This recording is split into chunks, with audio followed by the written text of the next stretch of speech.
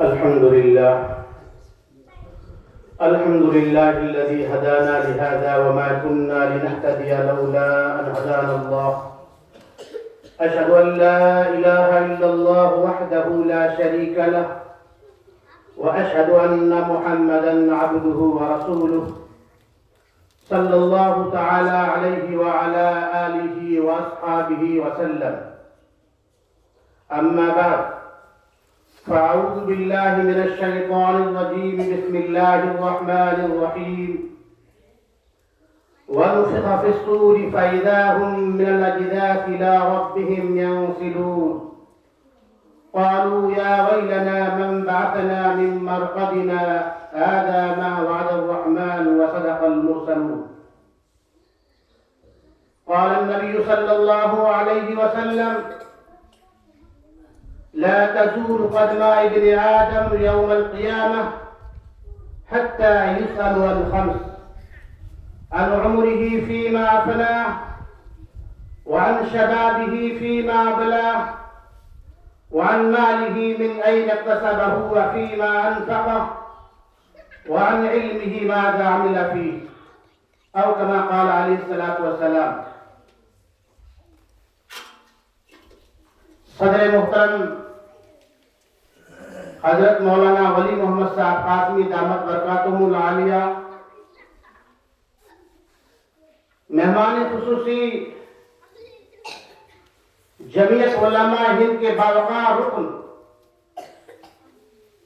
حضرت مفتی حبیب اللہ صاحب دامت برکاتہم العالیہ، مفتی اعظم راجستھان، اسٹیج پہ تشریف فرما علماء کرام، میرے دینی بھائیوں، بزرگوں، دوستوں اور عزیز بچوں اور بچیوں،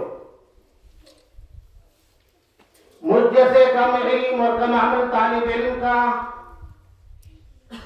اکابرین کی موجودگی میں کچھ عرض کرنا بہت ہی عجیب سا لگ رہا ہے، لیکن چونکہ عزیز مکرم مولوی عبدالرؤوف صاحب نے حکم دے دیا ہے، اس لیے چند باتیں اصلاح معاشرہ کے تعلق سے پیش کرنے کے لیے آپ حضرات کے بیچ کھڑا ہوا ہوں، ورنہ اصل بیانات تو اکابرین کے ہوں گے انشاءاللہ۔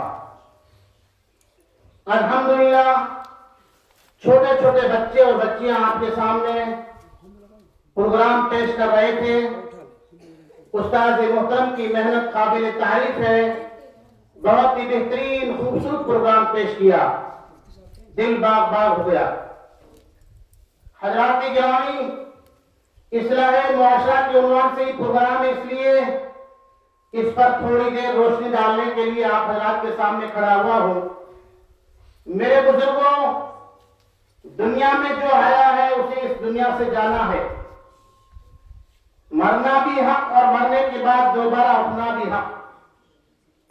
حضرت عمر بن خطاب رضی اللہ تعالیٰ عنہ نے فرمایا: کما تحیون تموتون، کما تحیون تموتون وکما تموتون تحشرون۔ آپ نے فرمایا جیسے جیو گے ویسے مرو گے، جیسے جیو گے ویسے مرو گے، اور جیسے مرو گے ویسے اٹھائے جاؤ گے۔ مرنا بھی حق اور مرنے کے بعد دوبارہ اٹھنا بھی حق۔ میں نے خطبے کے اندر قرآن کریم کی سورہ یاسین کی دعائیں کی تلاوت کی، جس میں اللہ پاک نے ارشاد فرمایا: وَنُفِخَ فِي الصُّورِ فَإِذَا هُم مِّنَ الْأَجْدَاثِ إِلَىٰ رَبِّهِمْ يَنسِلُونَ۔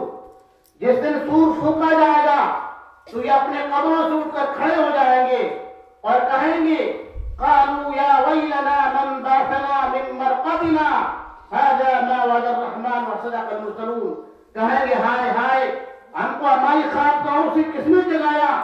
ارے یہی تو ہے کہ جس کا خدا نے وعدہ کیا تھا اور پیغمبروں نے سچ فرمایا تھا۔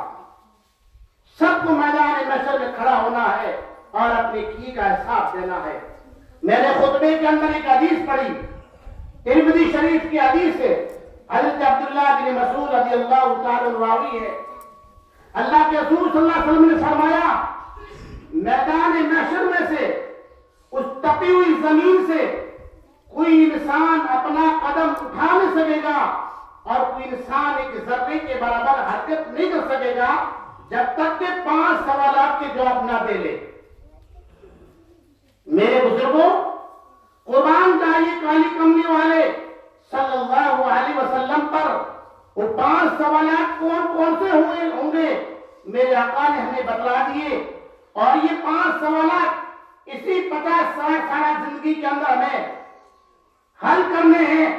میرے بزرگوں اور دوستوں، وہ 5 سوالات کون کون سے ہوں گے؟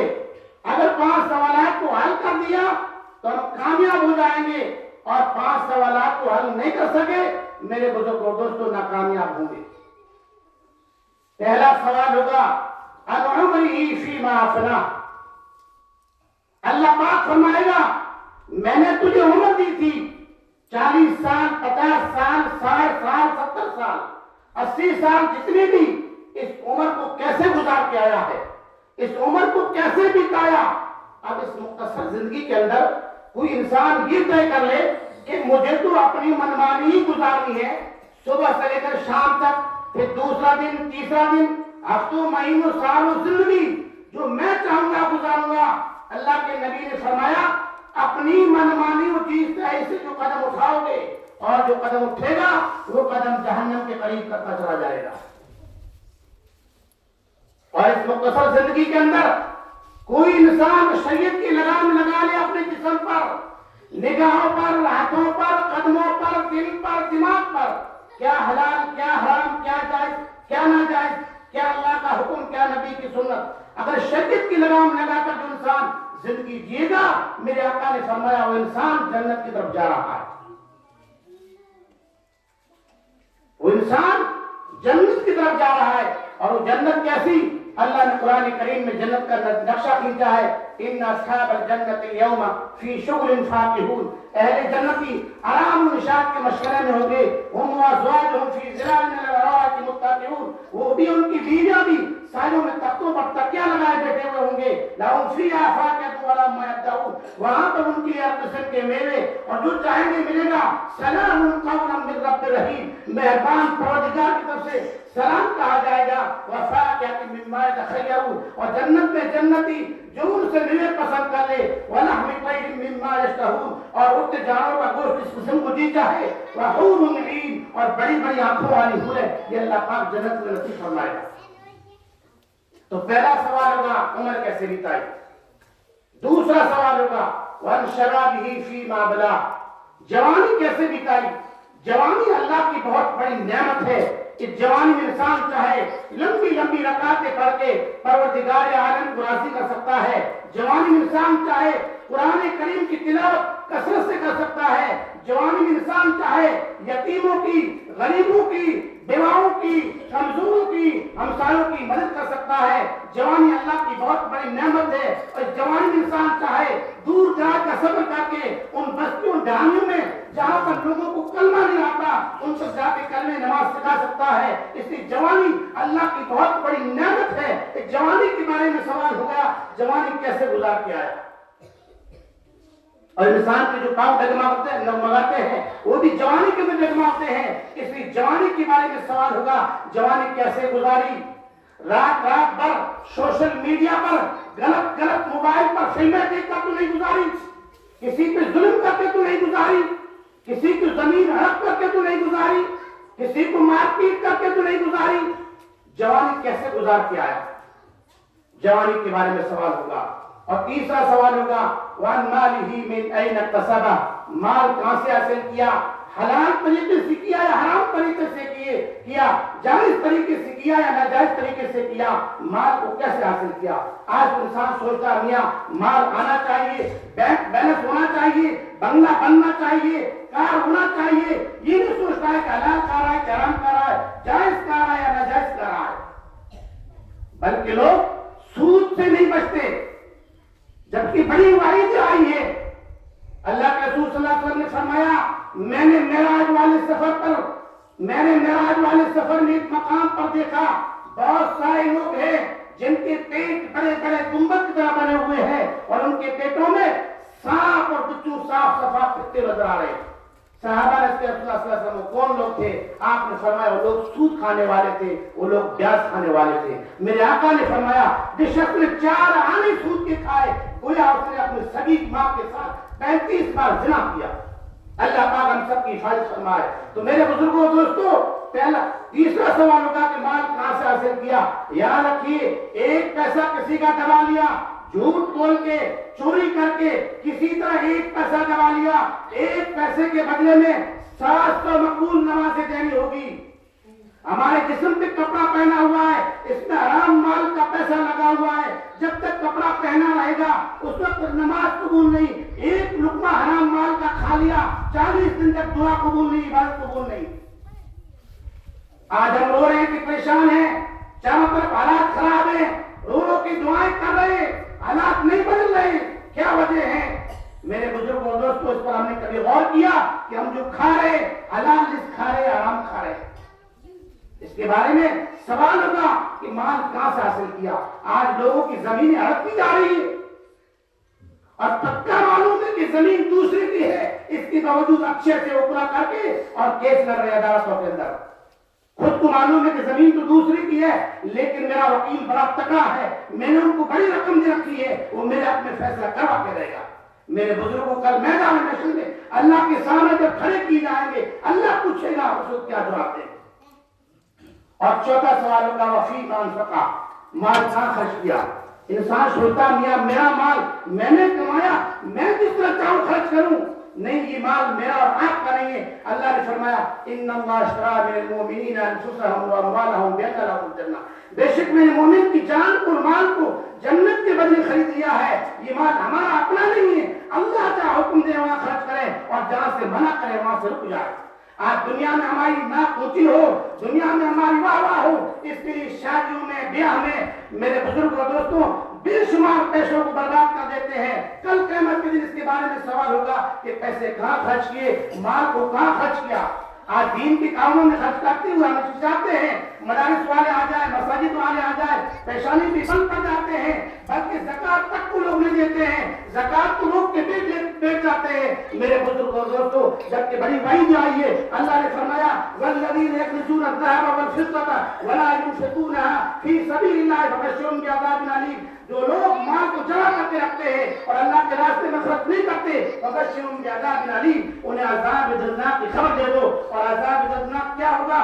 یوم یحمى عليها في نار جہنم فتقوى بها جباههم وجنوبهم وظهورهم هذا ما كنزتم لأنفسكم فذوقوا ما كنتم تكنزون۔ سونے اور چاندی کی پتیاں بنائی جائے گی اور جہنم میں گرم کی جائے گی، فتقوى بها جباههم وجنوبهم وظهورهم، پیشانوں پہ داغ دی جائیں گے، پسلیوں پہ داغ دی جائیں گے اور پیٹھ پیچھے داغ دی جائے گی، آواز آئے گی هذا ما كنزتم لأنفسكم، یہ تمہارا وہ خزانہ ہے جس کو تم جمع کر کے رکھتے تھے، اب کیوں حرام کرتے ہو، اب کیوں وفوف کرتے ہو۔ میرے بزرگوں اور دوستوں، یہ پیسے اپنی من مرضی سے خرچ نہ کرے، اللہ کا حکم دے وہاں خرچ کرے۔ میرے بزرگوں اور دوستوں، اور 5واں سوال ہوگا وَلِعِلْمِهِ مَاذَا عَمِلَ فِيهِ، جو علم جانتا تھا اس پہ کتنا عمل کیا۔ یہ تو ہر ایک آدمی جانتا ہے، نماز پڑھنا چاہیے، جھوٹ نہیں بولنا چاہیے، چوری نہیں کرنا چاہیے، بدکاری نہیں کرنا چاہیے، کسی کی زمین ہڑپ نہیں کرنا چاہیے، کسی کی غیبت نہیں کرنا چاہیے، شراب نہیں پینا چاہیے۔ یہ تو ان پڑھ سے ان پڑھ، جاہل سے جاہل بھی جانتا ہے۔ اللہ پاک فرمائے گا بتا اس پہ کتنا عمل کیا۔ میرے محترم بزرگ اور دوستوں، یہ زندگی بہت مختصر ہے۔ میرے محترم بزرگ اور دوستوں، یہ زندگی بہت مختصر ہے اور اسی مختصر زندگی کے اندر یہ 5 سوالات جو ہے یہ ہمیں حل کرنے ہیں۔ حدیث قدسی ہے، اللہ پاک ارشاد فرماتے اے میرے بندے میں کچھ چاہتا ہوں تو کچھ چاہتا ہے، اے میرے بندے میں کچھ چاہتا ہوں تو کچھ چاہتا ہے، تو وہ کر جو میں چاہوں گا، تو وہ کر جو میں چاہتا ہوں، پھر میں وہ کروں گا جو تو چاہے گا، ہوگا وہ جو میں چاہوں گا، ہوگا وہ کبھی نہیں جو تو چاہتا ہے۔ میرے بزرگوں دوستوں، اللہ کو مان، کسی نے کہا ہے اللہ کو مان اللہ کی مان، اللہ کو مان اللہ کی مان، نبی کو مان نبی کی مان، جب مان ہر حال میں مان، کھانے کو ملے تو کھا کے مان، نہ ملے تو پیٹ کے پتھر باندھ کے مان، پھر خدا سے مان، خدا تجھے وہ دے گا کہ تیری عقل حیران رہ جائے گی۔ اللہ پاک ہم سب کو عمل کی توفیق عطا فرمائے اور 50 60 سالہ زندگی اللہ ثواب میں عطا فرمائیے. اس زندگی کے اندر یہ 5 سوالات جو میدان محشر میں کیے جائیں گے ان سوالات کو حل کرنے کی توفیق عطا فرمائے. وآخر دعوانا الحمدللہ رب العالمین.